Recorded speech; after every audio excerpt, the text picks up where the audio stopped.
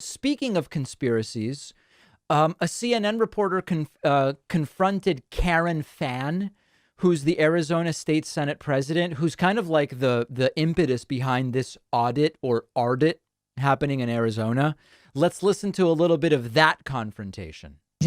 But why wouldn't we want to answer those questions? Because you're questioning democracy. No, I'm questioning the integrity of the election system. Which is the backbone of democracy. That's right. Which means we should have full 100% confidence in our democracy and in our election system. So the thing is, a classic move by conspiracy theorists is to reverse the burden of proof and to do what Karen just did, which is, don't you want to be 100% confident that there was no fraud?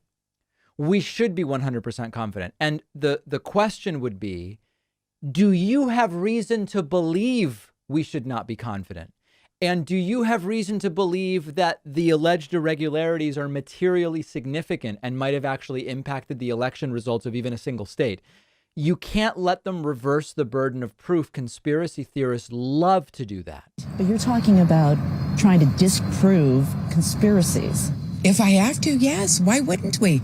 If somebody says something is out there, I would love to be able to say, that's not true, guys. Aren't you raising more questions by giving rise to these conspiracy theories? No.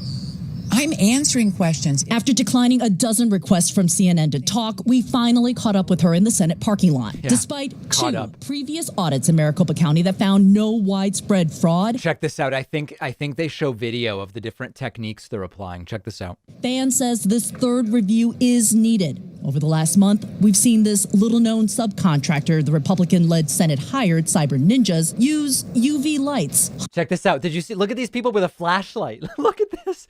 You think they've got the ballot in a black box, darkened box with a flashlight. Hunting for non-existent watermarks on ballots and high-tech cameras. Look at that. Look at these cameras. Looking for... Did you see the guy wearing a Bass Pro Shops hat?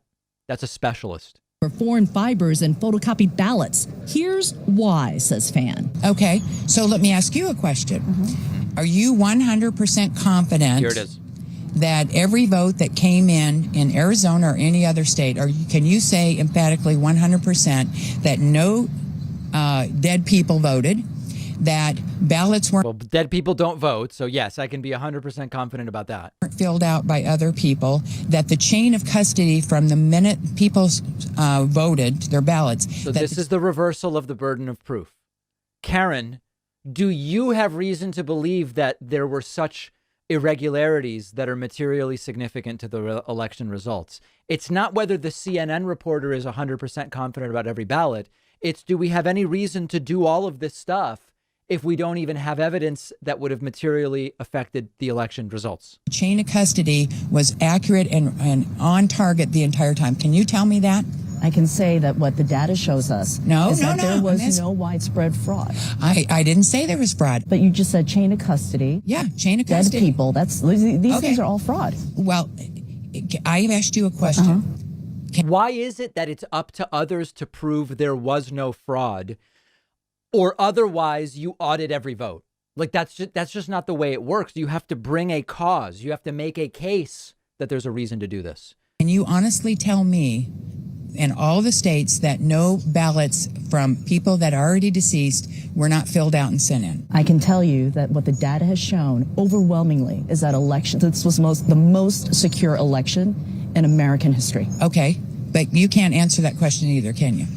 See, I wish the reporter attacked the question. I'm answering it. I'm telling you. No, you're telling me what the data says. Well, what we care about is data. I hate to tell you, Karen. I asked. And you the were data asking me is what we should be driven by. What the facts are may be the disconnect. Fann defends the pro-Donald Trump media organization One American News Network, or OAN, as being the only outlet given extensive access to the review. First of all, when we talk about transparency, from day one, the entire process has been live streaming.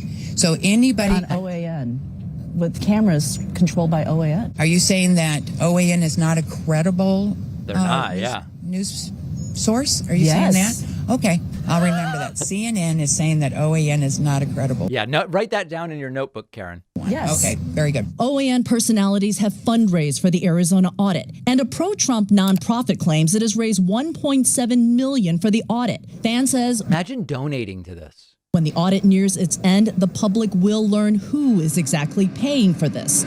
For now, she says taxpayers are covering the first $150,000. Well, we are paying the $150,000. We are paying for some of the security, and we are paying for the cost of the Coliseum. Well, we're paying for our fair share. Anything over and above that is being covered by others. Think of the problems we could solve if everybody who donated to these various audits and recounts donated to something related to child poverty or the environment or whatever. Like, think about the problems we could really be solving. I do not know who they are, but I know from the get-go there was a lot of grassroots people. Oh, yeah. I have been told that there are people sending in $10, $50 checks, $100 because they want to see this on it. I'm imagining some little old lady in Texas, saying, well, I really need them to do this. I'm going to send them from my fixed income, $20. Done. Fann's decision to continue with this audit is backed by the Republican majority in Arizona's Senate. All right. Anyway, you guys get the picture. So that's that. It's all disgusting.